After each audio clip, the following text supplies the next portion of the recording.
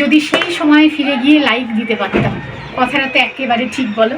তো আমি এই 3টে গান আস্তে ধীরে তুলে অবশ্যই তোমাদেরকে শোনাবো।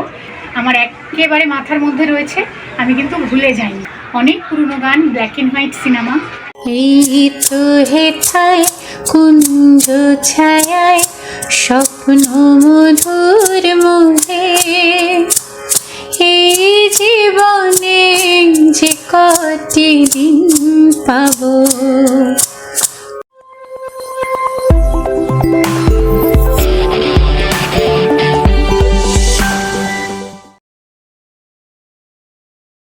ভেরি গুড ইভিনিং সকলকে, ওয়েলকাম ব্যাক টু গানে আড্ডায়।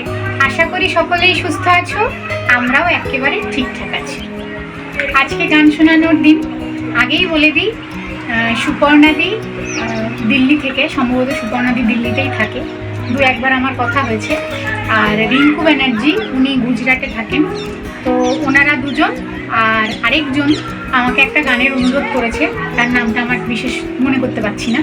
তো আমি এই 3টে গান আস্তে ধীরে তুলে অবশ্যই তোমাদেরকে শোনাবো। কিছু গান তো আগে থেকেই লিখে রাখি, সেগুলোই পরপর করে তুলে রাখা থাকে এবং একটা একটা করে ভিডিওয়ে সেটাই শোনাই। তা আমি তোমাদের গানগুলো অবশ্যই শোনাবো। আর রান্নার ভিডিওরও রিকোয়েস্ট অনেকজন করেছো। আমি একবার বানধোসা দেখিয়েছিলাম, তো সেইখানে আমার মায়ের বয়সী হবে, কেননা উনি আমাকে বলেছেন আমি তোমার মায়ের বয়সী, এক কাকিমা। তা উনি আমাকে বানধোসা দেখাতে বলেছেন, আমি সেটাও দেখাবো। তবে ওই যেটা বলছি, পরপর সিকোয়েন্স অনুযায়ী কিছু ভেবে তৈরি করে রাখি, তো আমি অবশ্যই এগুলো দেখাবো।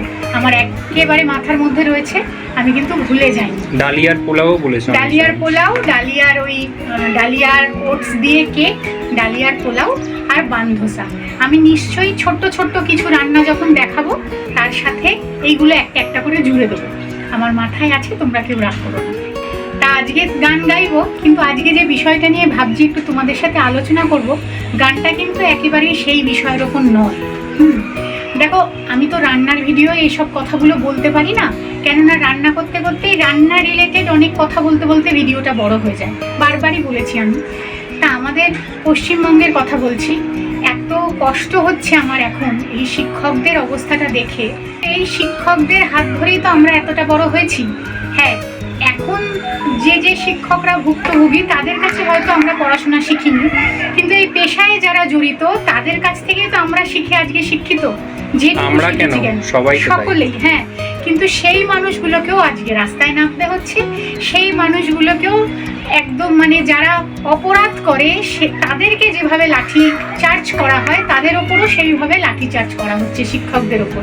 এর থেকে মর্মান্তিক বোধহয় আর কিছু হতে পারে না। কিন্তু আমি বারবারই বলেছি, আমরা খুব সামান্য, আমাদের এই কথাগুলো দিয়ে কিচ্ছু যাবে আসবে না কারণ। এবং তারাও যে 26,000 জন তাদের চাকরি ফেরত পেয়ে যাবে এমনও না বিষয়টা।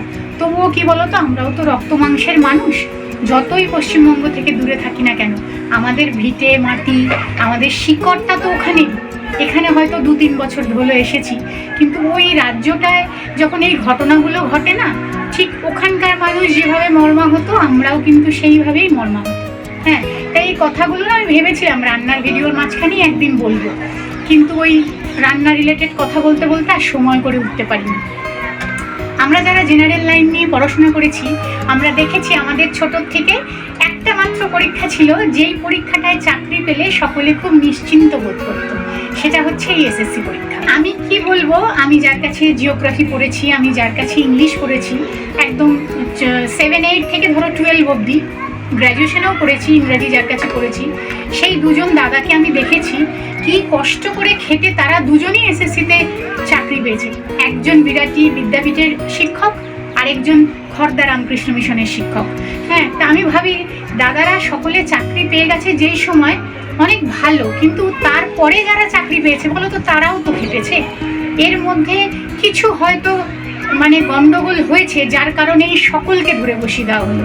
আজকে আমরা বুঝতে পারি যে পরিবারগুলো একজনের রোজগারের উপর নির্ভরশীল, সেই পরিবারগুলোর কতটা দুঃখ হবে যখন তার মাথার ওপর থেকে বাড়ির ছাদটা চলে যাওয়ার মতন অবস্থা হবে।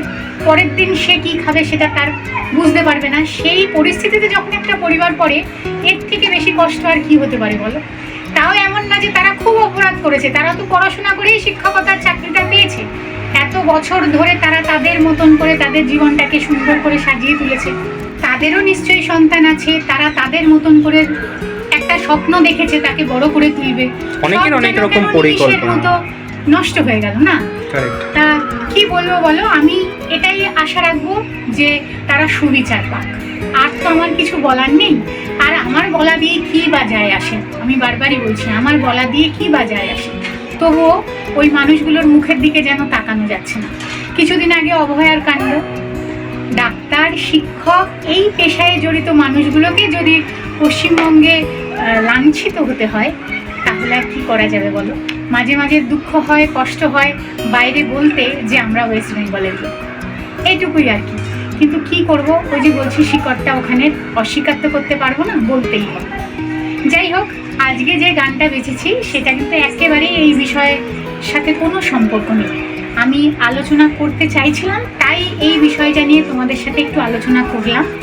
গানটা কিন্তু বেছেছি কিশোর কুমারের আর রুমা দেবীর গাওয়া একটি গান, অনেক পুরনো গান, black and white cinema, music director Hemanta Mukhopadhyay, এবং কথা হচ্ছে গৌরীপ্রসন্ন মজুমদার। গৌরীপ্রসন্ন মজুমদার, যদি ভুল না বলে থাকি, গুলিয়ে ফেলছি, জটিলেশ্বর মুখোপাধ্যায় না, গৌরীপ্রসন্ন মজুমদারই হবে। যাই হোক, লুকোচুরি সিনেমার একটা গান। সেই সময় তো আর সকলের কাছে অ্যান্ড্রয়েড ফোন থাকতো না। এই গানটা যখন ইউটিউবে স্ক্রল করছি তখন দেখছি অনেকে কমেন্টসে লিখেছে, ইস যদি সেই সময় ফিরে গিয়ে লাইক দিতে পারতাম। কথাটা তো একেবারে ঠিক বলো, সেই সময় তো আর সকলের কাছে ফোন থাকতো না যে গানটা শুনে একটা টক করে লাইক দিয়ে দেবো, সেটা তো আর সম্ভব হতো না। তাহলে বলে লাইক দেওয়ার আর জায়গা থাকতো না সেই সময় যদি অ্যান্ড্রয়েড ফোনটা মানুষের হাতে থাকতো। যাই হোক, অনেক কথা বললাম, গান বিষয়ক কথা বললাম, গানের বাইরে গিয়ে কথা বললাম। এবার তাহলে তোমরা গানটা শুনে নাও। যদি তোমাদের গানটা ভালো লাগে একটা লাইক করে দিও। খুব তাড়াতাড়ি আবার পরের দিনের ভিডিওয়ে তোমাদের সাথে দেখা হবে।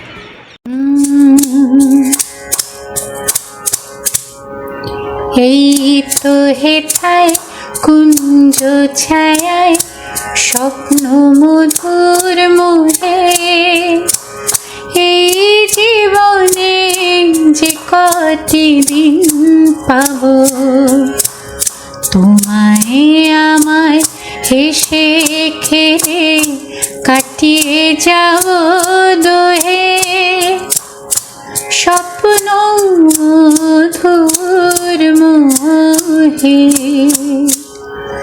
এই তো হেথায় কুঞ্জ ছায়ায় স্বপ্ন মধুর মোহে, এই জীবনে যে কটি দিন পাবো, তোমায় আমায় হেসে খেলে কাটিয়ে যাব দোহে, স্বপ্ন মধুর মোহে। এই তো হেথায় কুঞ্জ ছায়ায় স্বপ্ন মধুর মোহে, কাটবে প্রহর তোমার সাথে, তোমার সাথে কাটবে প্রহর তোমার সাথে, হাতের পরশ রইবে হাতে, রইব জেগে মুখোমুখি মিলন আগ্রহে, স্বপ্ন মধুর মোহে।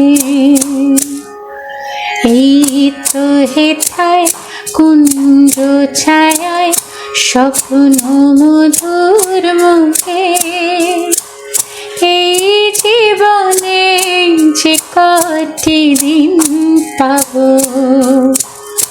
তোমায় আমায় হেসে খেলে কাটিয়ে যাব দোহে, স্বপ্ন মধুর মোহে। এই বনেরই মিষ্টি মধুর শান্ত ছায়া ঘিরে, মৌমাছিরা আসর তাদের জমিয়ে দেবে জানি, গুঞ্জরণের নীরে আসর জমিয়ে দেবে জানি। অভিসারে অভিলাষে রইবে তুমি আমার পাশে, জীবন মোদে যাবে ভরে রঙের সমারোহে। স্বপ্ন মধুর মোহে এই তো হেথায় কুঞ্জ ছায়ায়, স্বপ্ন মধুর মোহে। এই জীবনে যে কটি দিন পাবো, তোমায় আমায় হেসে খেলে কাটিয়ে যাব দোহে। স্বপ্ন মধুর মোহে।